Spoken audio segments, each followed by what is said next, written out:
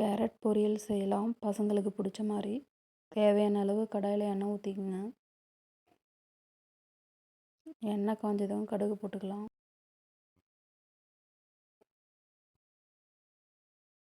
கருவேப்பிலை போட்டுக்கலாம். நான் 2 பெரிய வெங்காயம் கட் பண்ணி வச்சுருக்கேன், ஆட் பண்ணிக்கலாம். அது கூடவே 4 காஞ்ச மிளகா கிள்ளி வச்சுருக்கேன், போட்டுக்கலாம். போட்டு நல்லா வதக்கி விடுங்க.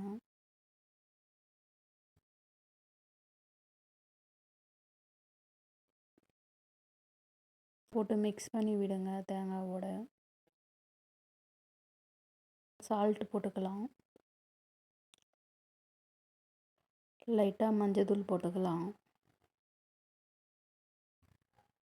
இப்போ நல்லா மிக்ஸ் பண்ணி வதக்கி விடுங்க. இப்போ நல்லா வதங்கிடுச்சு.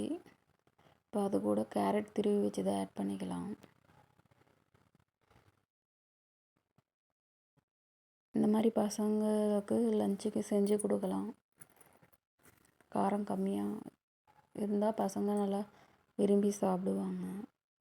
நல்லா மிக்ஸ் பண்ணி விட்டாச்சு. இப்போ மூடி போட்டு ஒரு 3 மினிட்ஸ் மூடி வைப்போம்.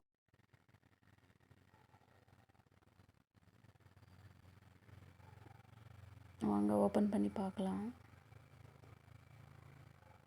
கேரட் நல்லா வெந்துடுச்சு. நல்லா மிக்ஸ் பண்ணி விடுங்க.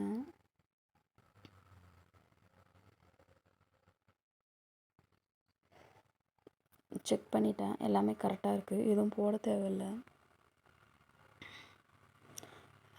பசங்களுக்கு லஞ்சுக்கு தான் ரெடி பண்ணேன். இன்றைக்கி லஞ்சுக்கு கேரட் சாதம் தான். நீங்களும் வீட்டில் இந்த மாதிரி பசங்களுக்கு செஞ்சு கொடுங்க, விரும்பி சாப்பிடுவாங்க. பிடிச்சிருந்தா லைக் பண்ணுங்கள், கமெண்ட் பண்ணுங்கள். பாய்.